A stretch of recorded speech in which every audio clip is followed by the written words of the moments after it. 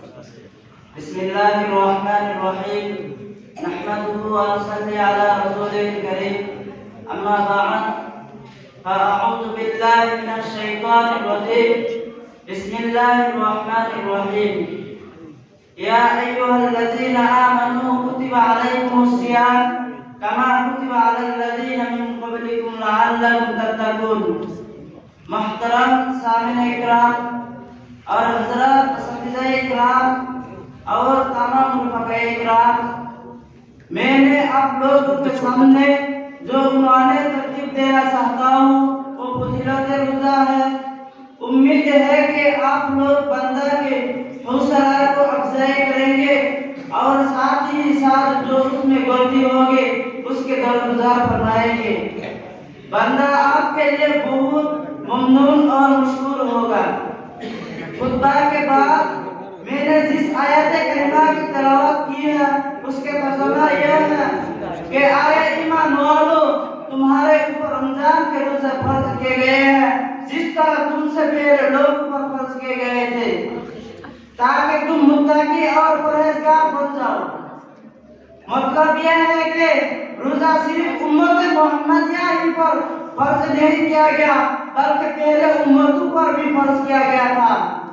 یہ اور بات ہے کہ اس کے صورت ہمارے روزوں سے بھی جداگانہ مختلف ہے.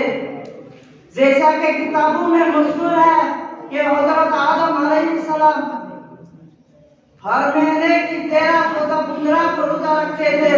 حضرت نوح علیہ السلام ہمیشہ روزہ رکھتے تھے. حضرت داؤد علیہ السلام ایک دن روزہ رکھتے تھے اور ایک دن افطار کرتے تھے.